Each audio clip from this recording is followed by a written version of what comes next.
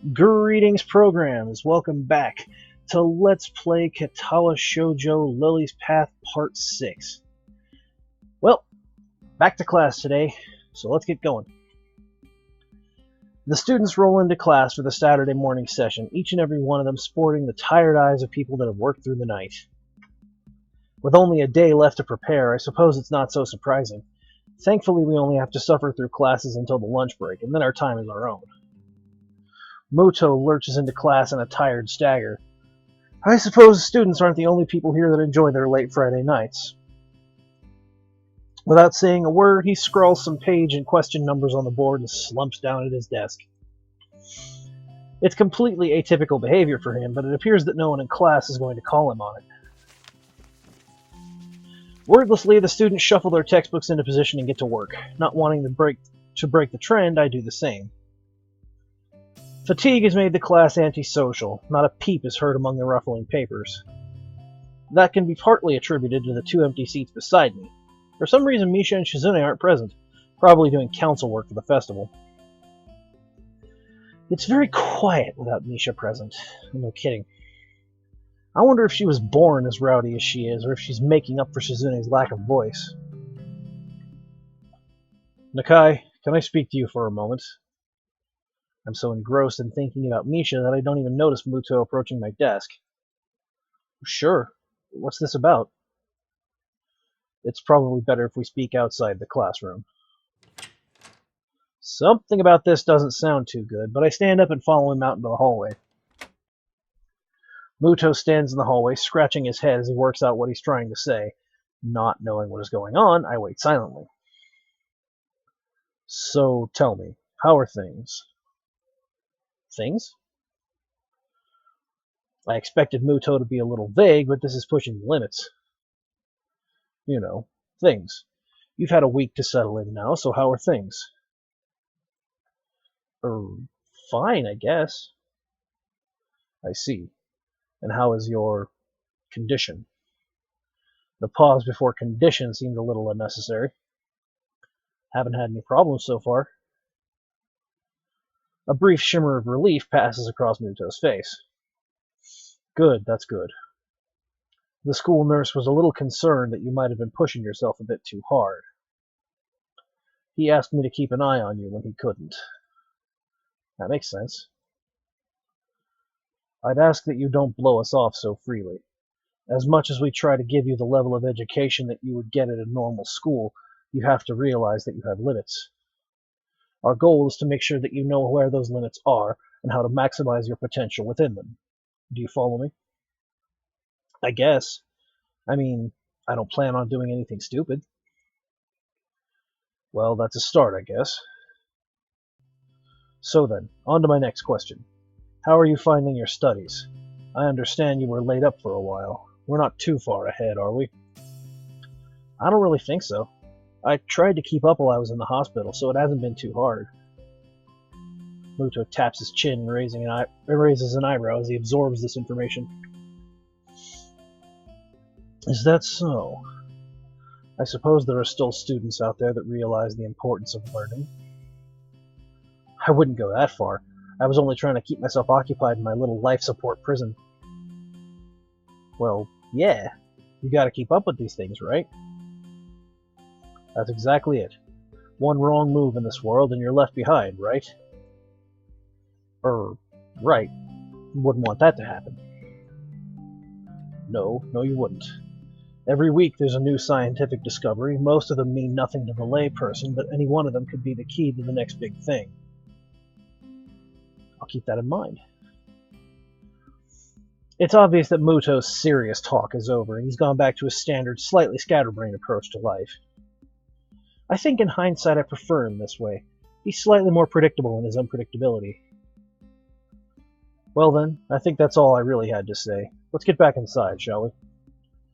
My relief at that suggestion is insurmountable. Sure. You're the boss, right? Muto pauses for a moment.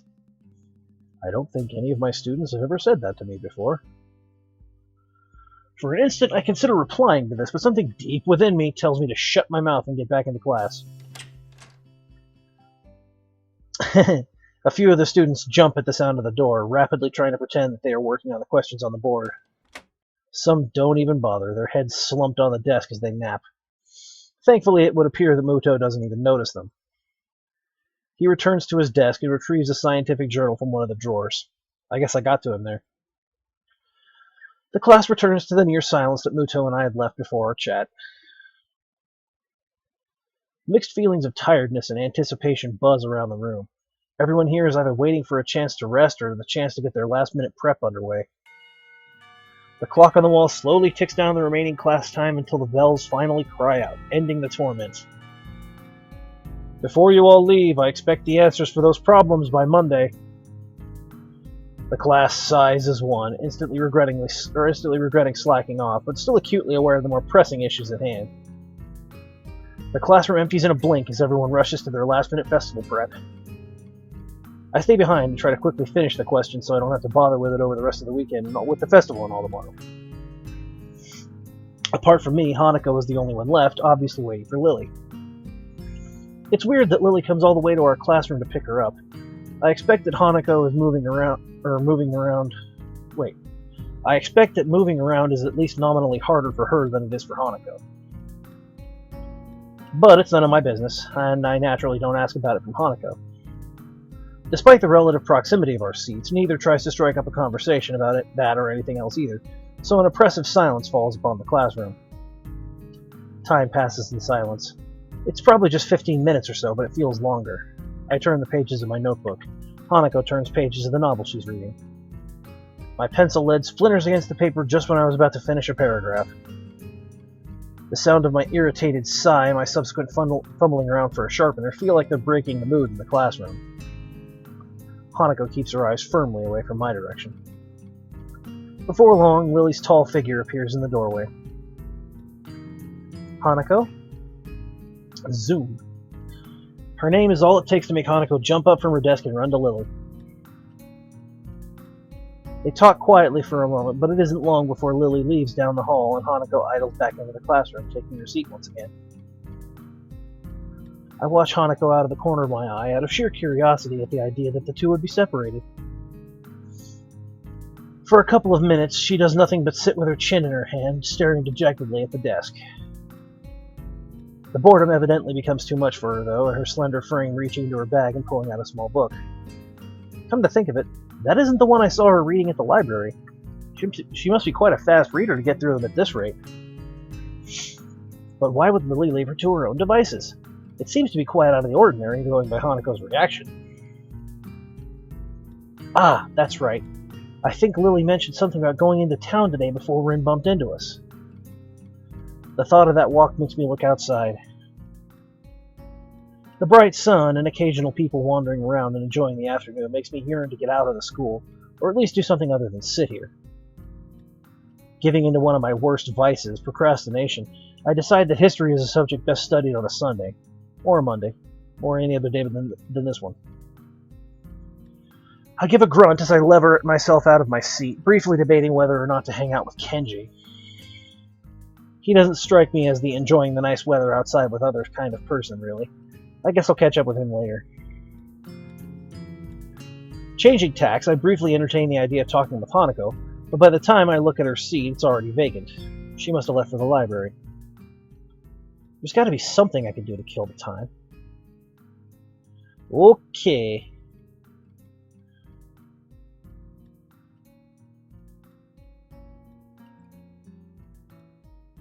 Well, folks, if we want to continue down Lily's path, don't pick this one. Pick this one. Following Hanako to the library seems a bit intrusive. There was a reason she left the classroom, after all. And that aside, I do want to catch up with Lilly. At the very least, I'd like to thank her for looking out for me despite her other obviously taxing duties. I guess I'll walk around town. With any luck, I should be able to find Lilly. The exercise will do me some good as well. Walking through the school courtyard to the gate, I give a small nod to a couple of passing classmates, the gesture being returned in kind.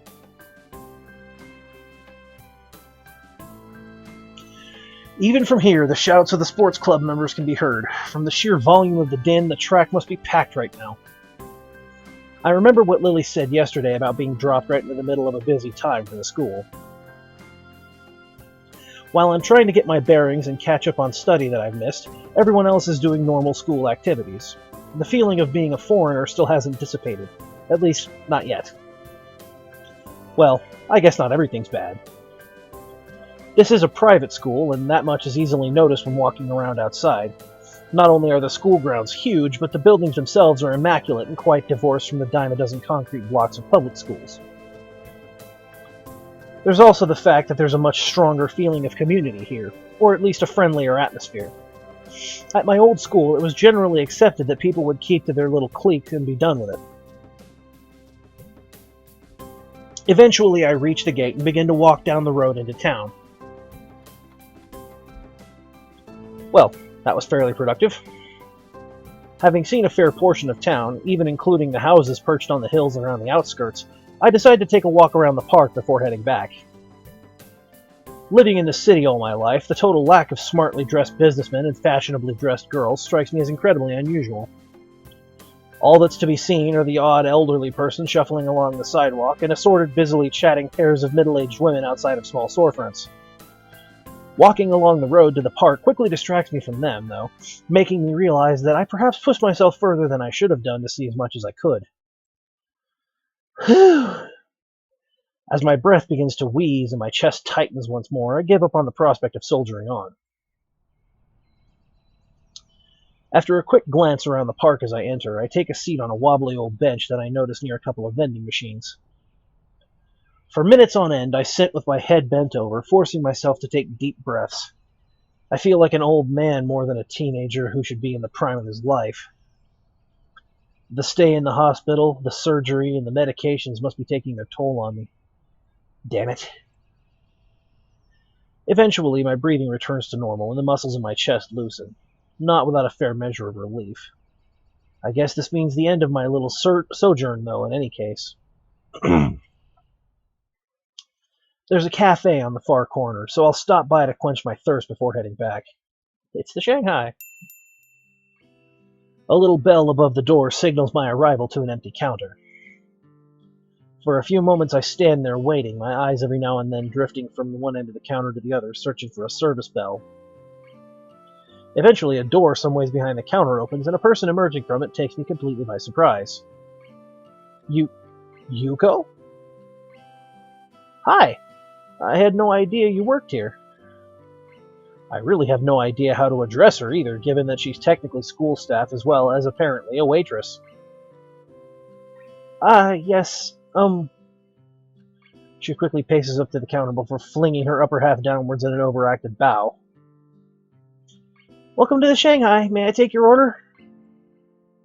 Straight down to business, I see. I don't know. Well, some coffee, please? Yes, certainly. I'll make it right away and bring it to you when it's done. Thanks. Yuko's formality takes me aback. She seems to take her job very seriously.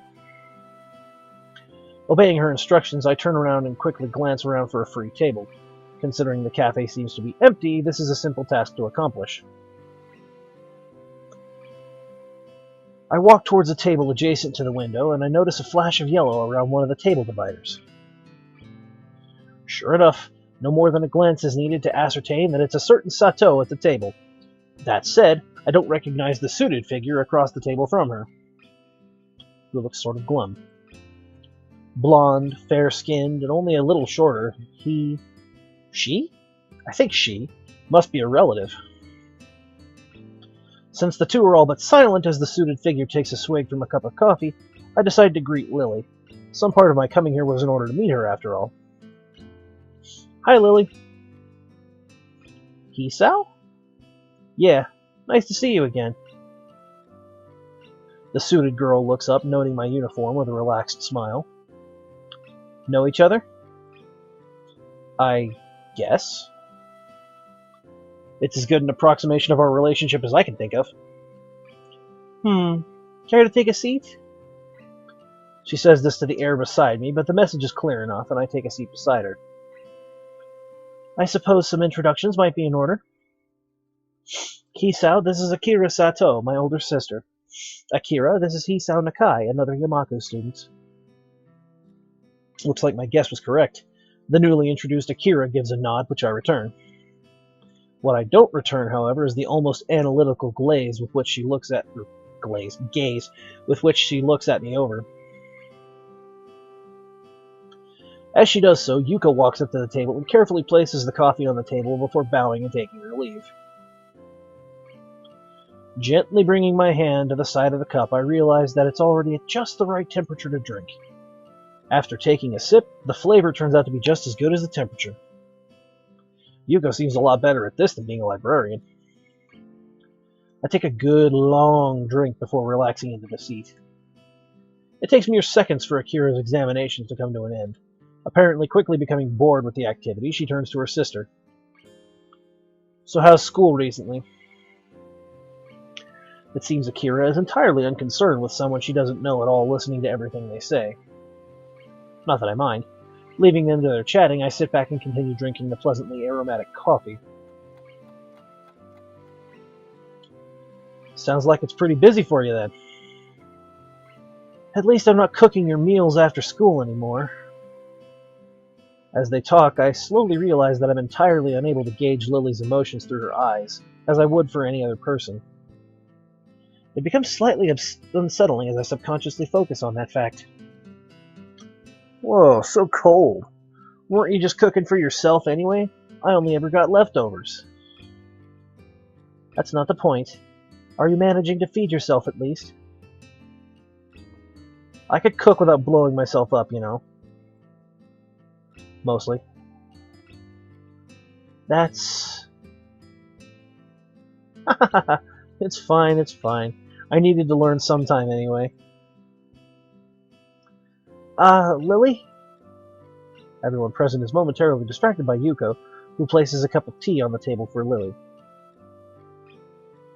Taking the moment to glance at her watch, Akira levers herself off the seat and gives me a quick nod. Well, I'd better be off. It was nice talking to you, Lily.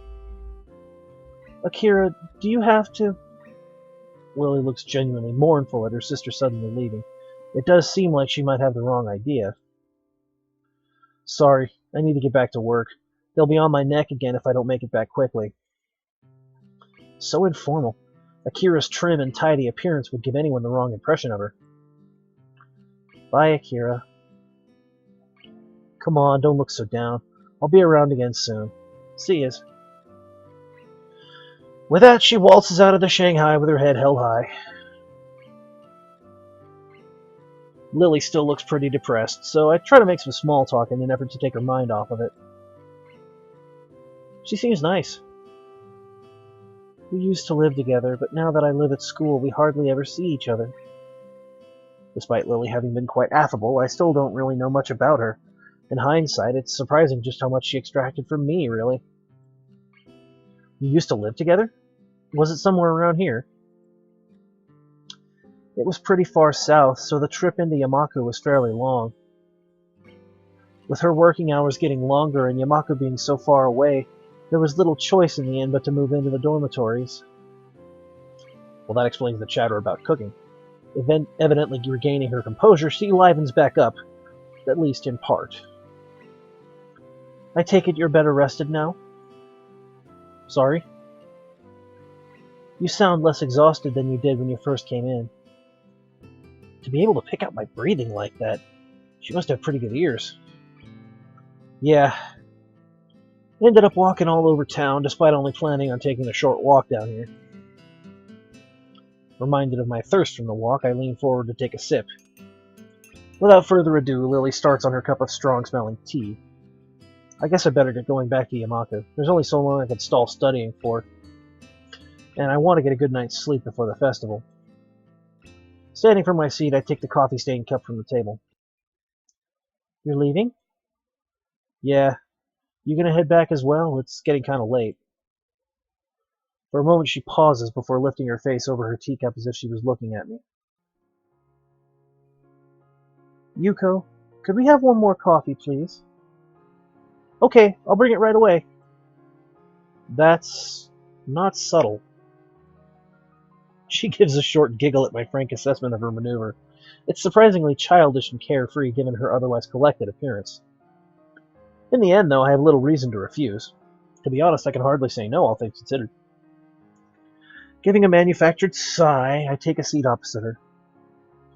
Wanting company, then? I'd say that it's more that I was wondering. I see she's in questioning mode again. She does seem to be unusually interested in me, or at least curious. Do you have any siblings? Not exactly an unexpected tangent. No, only child. To be honest, the idea of having someone that close makes me a bit envious. Interesting. I raise an eyebrow, which of course goes unseen. The short silence communicates the question well enough. It's just that others have said the same thing before. It's a different subject to try and think about objectively, given that I've always had someone like that. I can mostly understand what Lilly means, given that it would be hard to place oneself outside of a situation they've been in all her life. She and her sister must have a pretty close relationship. Taking pains to interrupt us as little as possible, Yuko dutifully comes over and places a cup on the table. Lilly thanks her as I sit back, taking in this vexing girl in front of me. Despite always seeming to be on guard and in control of herself when talking to others, she almost has a childlike curiosity about other people. That said, those rare moments when she seems to slightly lower her guard are the most insightful into how she thinks. Reaching forward for my drink, I realize something that I probably should have noticed earlier. I think I'm starting to become kind of curious about her. Despite making a good pace, it's already nightfall by the time I reach the large iron gates in front of the school. While it's nice to have plenty of time to wander around by virtue of living right next to the school, I can't help but get the feeling that very few students actually take the opportunity. Compared to the number of students I see milling around on campus during free time, it's startlingly rare to see anyone around town. Given the large number of accommodations and facilities the school offers, many of them might simply not see any point in venturing outside, let alone people such as Hanako and Kenji. It makes me wonder if students like Shizune, Nisha, and Lilly are the exception for the school rather than the norm. As I wander back to my dorm room, I continue to compare my old school with Yamaku. As I do so, I begin to be surprised that I managed to get even this used to everything that's happened to me.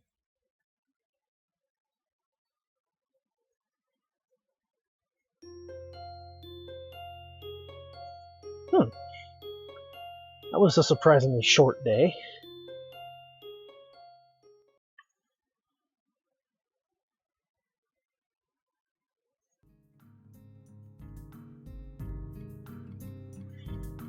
Okay, well...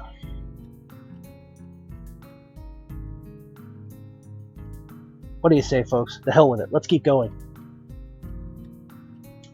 The next day, I wake up feeling a little lightheaded. It's almost noon already. Sleeping late is fine, since it's Sunday and there are no classes. Not just a Sunday, though, but the festival as well. From my window, I can already see some people at the soba booth slinging noodles onto plates for people with a craving for low-quality food.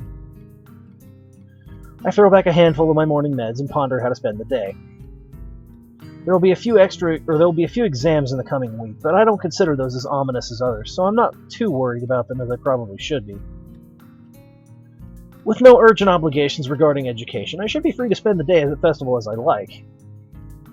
Finishing my morning routine, I exit into the hallway, intending to go out and find something to eat. Passing by his door, I decide to see what Kenji's up to today out of impulse. I'm curious if he has any plans, since everyone is doing something. Then again, I can picture him having built a soundproof shelter in his room. Or possibly something like a fort, complete with "No Girls Allowed" sign. And with the girls crossed out and body crudely scrawled underneath it. Knocking on his door, which is luckily devoid of any kind of sign, I hear again the unsettling clicking of at least 10 locks being pulled back. Then the door opens up a crack. Who is it? You're supposed to ask that before you open the door. Oh, it's you. Damn, it's early. It's not really that early. What is it, man? Nothing. I was just going to ask what you're doing today. Half the school is out there already. Out where? Why? What? What? Is today special? Why are they there? Who are? I can hear them. It's loud. Don't tell me. Has the invasion begun? He suddenly looks more alarmed. What day is it, man? Yeah, I guess you can't see the big wooden booths outside and people selling stuff. What the hell are you talking about? I have my curtains closed at all times to thwart the snipers. It's the festival. You know that, right? Oh shit. That's today? Ah, damn. Damn it. I can't believe I forgot. I don't have my fort finished yet. This is bad. This is going to be a very bad day. It's good you told me this, man. This is going to be a bad day. Why? Oh man, they're going to be everywhere. The people, outside my window, socializing. Kenji rubs his temples nervously, suddenly looking very ill. It's going to be loud as hell. Damn, and I was going to go out today, but now it's ruined. Everything is ruined. This is awful. This sucks. This sucks! What the hell? This really sucks. I can't go anywhere now. There's nowhere to run. Kenji seems nervous. You could even say he's majorly freaking out. I can't believe this. So that's what today was. Damn, and I couldn't even prepare for it. I couldn't even brace myself, and now it's here and I can't do anything. You should have told me this earlier, dude. I mean, at least I know. But I could have known earlier. Imagine what I could have accomplished. Sorry, I thought you knew. So I guess you're not going to do anything today? The weather's even good. Yesterday was really windy, so I thought today would be cold. It's not, though, so there's no reason to just stay inside. Yeah, you should check the festival out. Kenji groans and covers his face with his hands. No, I can't do it. They'll eat me alive out there, I know it. This has to be a joke, but he said it with such a straight face. Relatively straight. What are you gonna do? We should hang out in here. You can help me build my fort. We might still make it if we work together. I don't know. I'm pretty hungry, so I thought I'd get some food first, and then check out the attractions. Your class project seemed pretty cool, and I gave a hand with it, so I want to see at least that one and chat with Lilly, I guess. Speaking of that, don't you have any obligation for the project? Are you out of your mind? That blind broad is up to no good. I can feel it in my spleen, man. Her presence is like a dark shadow that's in the way of my great vision. As expected of blind people. What? Besides, I thought that you were also... He holds up his hand to interrupt me. Only legally. Metaphorically, I can see farther than any man before me has seen. Kenji looks stoically into the metaphorical distance to emphasize his statement, thrusting his chin forward to look manlier. Actually, it's just the corridor wall 2 meters away, but it's all the same. I can see the future of mankind, and it's a dark one unless the threat of women is stifled. They're everywhere. He fingers his scarf nervously, faster and faster, like he's trying to start a fire, and then slowly begins to calm down once the panic attack finishes running its course. I'm gonna have to find some place to hide in, a safe haven, and then knock the lights out of myself so I don't have to experience this horrible day. I have the perfect thing for that. I must prepare now. Don't go to the festival. Okay. Later, dude. The door slowly closes with a low creak, and I don't know how to feel about what Kenji just said. After buying a plastic plate of takoyaki from a stall belonging to the class next to ours, I take a seat in the school gardens and watch people pass as I tentatively nibble away at the rather bland-tasting item. I guess I shouldn't complain. It's better than nothing, and it didn't cost much. As I look out towards the school, watching people coming and going proves a surprisingly entertaining way of passing the time as I eat. Little children accompanied by parents or grandparents scamper about in the din from event to event, one hand dragging their company and the other bearing an oversized, colorful snack.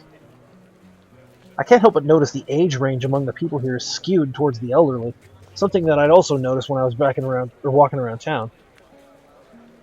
This must be one of those towns where the only people left are those that lived here their whole lives and ardently refused to leave, and those wanting to live out the rest of their days in one of the increasingly few tranquil places.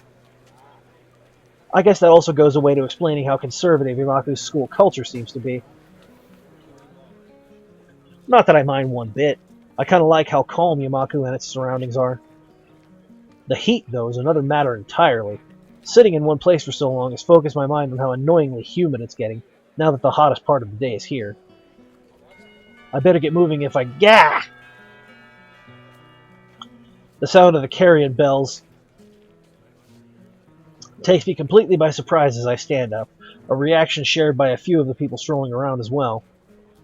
The PA system crackles to life after the tolling bells end, its age showing as the principal makes a barely intelligible announcement over it, officially opening the festival that's very much in full swing. It's quite amusing to contrast the pleasant smiles of the older folk against the alternatively pained and bored grimaces of their younger charges. The students, on the other hand, seem to pay it little heed. Nevertheless, as the address finally ends, all are united in polite, if not overly enthusiastic, applause, and then get back to business. Slipping a hand in my pocket to look as relaxed as possible, I casually glance around for something to do. It's somewhat difficult to see very far with all the people around. I decide to fall back on a tried and trusted rule. Go where everyone else seems to be gathering. Right now, that's the school courtyard and surroundings. Throwing the used plate in the trash can, I make my way towards the school building. Seeing the number of stalls around the perimeter of the school building surprises me. Quite a few of the classes must have opted to have multiple stalls. In deciding which to visit first, I catch sight of a familiar banner with a blue pattern border and red text. Lilly's stall is as good a place as any to start. I'm curious as to how it's going after all the work she and her class have been doing for it. Stepping up to it, I begin to see why the class took so long to organize everything. Easily twice as wide as many of the other stalls, and with equipment for cooking strewn everywhere, it's closer to an outdoor restaurant than a festival event. As a student in front of me takes a bowl of noodles and leaves, I walk up to the counter. The girl behind it seems quite exasperated and asks me to wait a moment before she disappears under the counter. Seizing the moment, I take a quick glance around. Steam seems to be rising from everywhere as pots and pans simmer away. The most blind of the students are unpacking ingredients while being helped by someone who's probably the teacher of 3-2. It doesn't take long to notice Lilly among them, talking with the teacher as she quickly counts out the boxes and packets with her fingers. From her expression and the fact that both she and the teacher seem to be in a state of mild confusion, it appears there's been some problem in coordination. Before I can stare any longer, the girl behind the counter pops up again, only to look back and ask where the spare change box is. Lilly pauses for a moment before she and the girl switch places at the counter, and the teacher quickly walks off somewhere.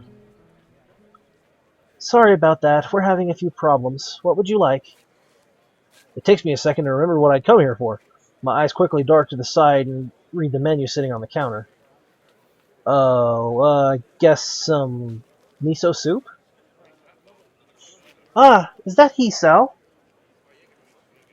Yep, looks like you're pretty busy. Her face all but confirms it as she drops her waitress facade. Somewhere along the line our order got mixed up. We're trying to fix it now, but it only looks like we have half of what we needed. Wouldn't serving smaller portions cover the problem? It seems like that's what we'll have to do, though I wish we didn't. The fact that a good half of our class is gone doesn't help either. I glance behind her to see how many people are actually operating the stall. It couldn't be over about 8. I take it that's why your teacher left? That's right. She's going to go try and round up a few more of our classmates to help. Hearing the sound of footsteps behind me, I stealthily glance backwards to see an elderly couple taking a place in line. I guess I better stop loitering around and chatting. Here's the money for the soup. Soup? Oh, right. Coming right up. Lilly turns and calls for a bowl of miso soup as I hand over the money for it. Taking the coins in her palm, I can't help but notice how efficiently she counts them out with her long, pale fingers. Eventually satisfied that I've handed over the correct change, she puts it into a small metal tray. It isn't long before the soup is made and carefully handed to me, after which she turns and subsequently passes it on to me. Thanks. I'll come back by to drop off the bowl. Thank you, Hisao. Oh, there is one other thing. Have you seen Hanako? Hanako? No, not today. Why? She gives a small sigh of abject disappointment. It's okay. I was just wondering what she was doing for the festival. You'll come back when you're done, then? Sure. I'll keep an eye out for Hanako, too. Thank you, Hisao. I walk from the stall and find a seat, carefully cradling the steaming wooden bowl in both hands. Compared to the dumplings from before, this is quite nice. A little cool compared to what it probably should be, perhaps, but the flavor's enough to cover for that reasonably well. As I drink, I can't help but feel somewhat guilty for not being as involved in the festival as the others. Can't really be helped, considering I was dropped into the school only a week ago, but it still weighs heavily on my mind. That and the fact that a few students don't really seem to be enjoying the festival as much as the visitors. Eventually, I finish my bowl and leave for the stall to drop it off. Considering that there seems to be no line at all, I take my time walking up. It seems that the teacher's mission has paid off. There are now over a dozen students helping, and much of the unpacking has been done. Despite most of them seeming quite relaxed as they work, Lilly still appears to be somewhat stressed. Right. I know what I'll do. Even if it's just one person, I'll make the festival more enjoyable for her. As I place the bowl on the counter, I call out to Lilly. Ah, Hisao, you brought it back? Yeah, here. I slide it into her hands, and she takes it over to someone who's apparently on cleaning duty. Considering that I didn't see them here before, it's probably a penalty for their tardiness. Hey, Lilly? She perks up and returns to the counter as she hears my voice again, realizing that I'm still here. Want to go and see some more of the festival? She puffs her cheeks disapprovingly. It looks kind of cute, in complete contradiction to her usually reserved nature. It takes a few seconds for me to get what she's taking issue with. Whoops. I didn't mean to... Lilly giggles at me, exposing her teasing for what it is. You're still not used to the school, are you? She got me. Still, I kind of need to stay with our stall. It's taken until just now to even get everything unpacked. I guess her reluctance shouldn't overly surprise me, considering how much work she's put into this. Everything seems to be running fine now, though. Besides, you got extra help on hand anyway. A boy in the middle of cooking some soba noodles turns toward us, grinning. Go on, Lils. You've earned yourself a break. We can hold down the fort for now. If you say it's okay, then I suppose so. But if you need any help, then we'll call you. Go on, we'll be fine. Lilly finally gives up her resistance as he waves a spatula at her. She feels her way back around the back of the stall and picks up her cane on the way. I guess the first thing we should do is go look for Hanako. Lilly seems kind of worried about her, and I doubt she'd be the kind of person to enjoy milling about in crowds like this all alone. So I guess we should search for Hanako. Where to first? The both of us go quiet for a moment to think. Maybe she's in her dorm room? I doubt it. She doesn't keep too many things in there, so she'd have nothing to do. Ah, the library? As good a place as any to search for an avid reader, I suppose. The library it is. We'll check there first. Aside from the muffled sounds of the crowd seeping in from the outside, the inside of the school seems almost deserted. In order to make sure everyone had enough room, I guess all the events were organized to be held outside, on school grounds. They're definitely quite large by any other school standards. It's nice and quiet in here, isn't it? Yeah. Much nicer than the hustle and bustle outside.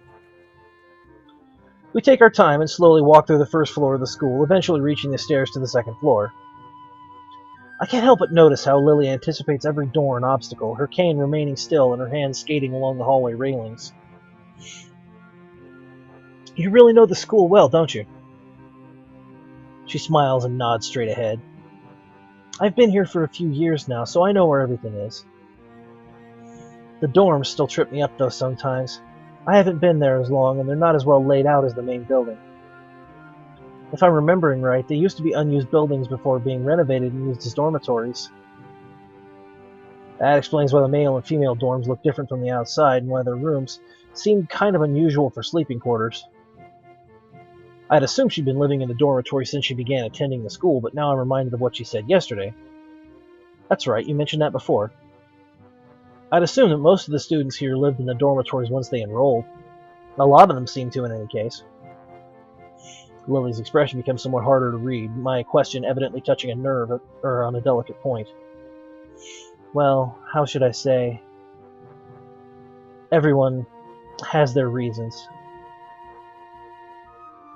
Something tells me that one of those reasons with reasons is Hanako, hence her tiptoeing around the answer.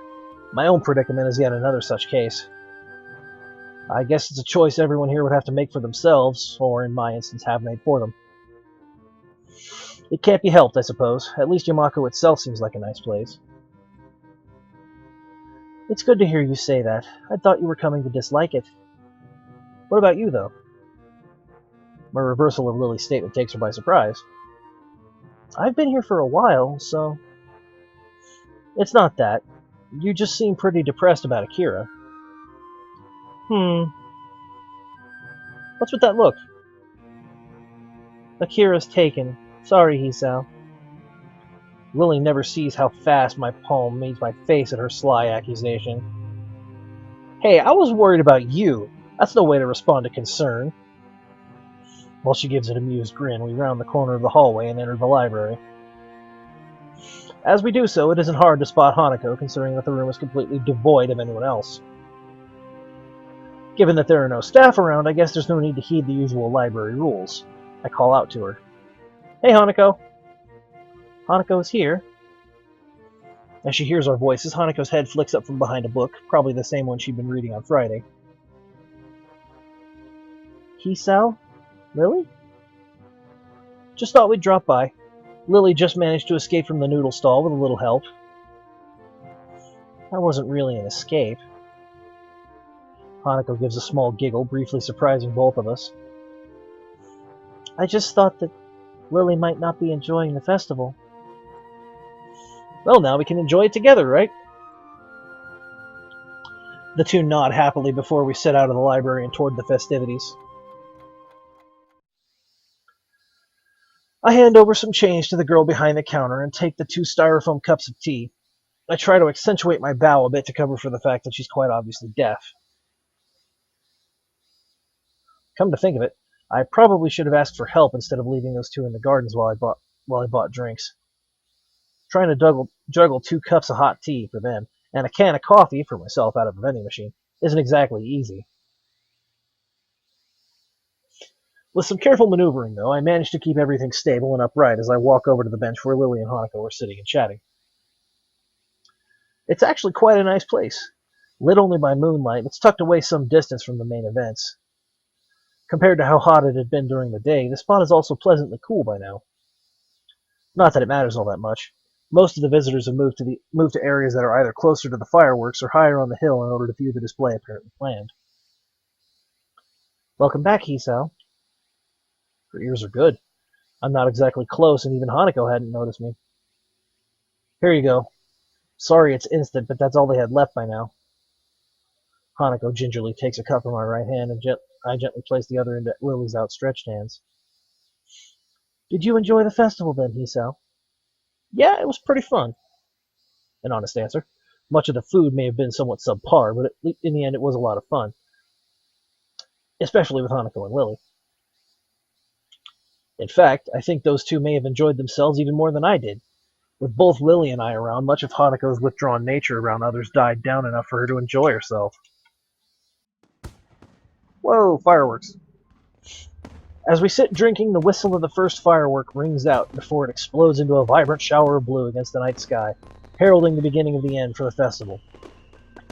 Enthusiastic shouts can be heard from the crowd scattered around the school grounds celebrating them. For minutes on end, Hanako and I watch the fireworks overhead as Lily blissfully listens to them with her eyes shut. Red, green, yellow, star-shaped, circular in pattern, and all manner of shapes and colors fill the air, one after the other, that dance across the sky. No place near where I live put on such lavish displays. Festivals like this were a thing of the past in such a metropolitan area. To be seeing such a sight with these 2, it's probably the happiest I've been in such a long while. So that's it. The festival's finally ending. Yeah. She gives a delicate, wistful sigh. As much as I might complain about all the stuff we have to do, it's still sad that we'll have graduated before the next Yamaku festival. I walk forwards and stand beside Lily, gently resting a hand on her shoulder. Don't worry. We still have Tanabata later in the year, right? You're right. It would be nice to go there when it comes.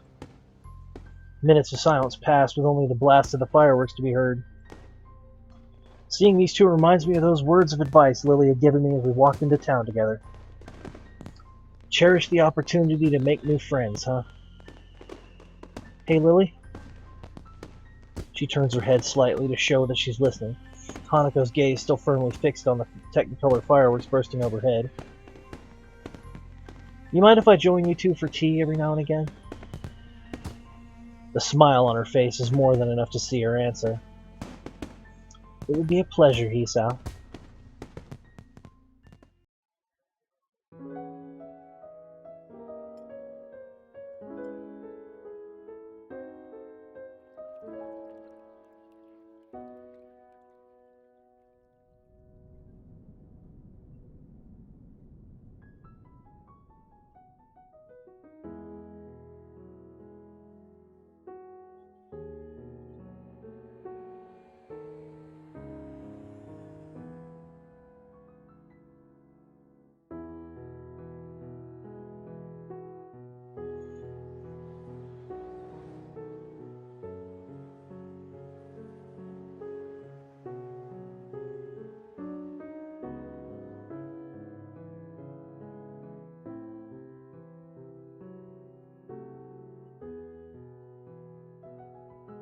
Act 2.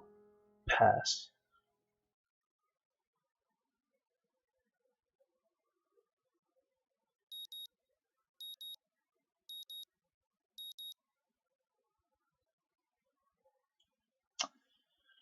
Okay, folks. Well, that did it. We are finally in Act 2 of Lily's Path. And from here on out, it gets good. Oh boy, does it get good. Well, as for me, thank you guys for watching Let's Play Katawa Shoujo Emmy's Path Part 6. Or Emmy's Path, Lily's Path Part 6. Oish. And I guess I will see you guys next part. This is your host, NeoMegaMan, signing off. End of line.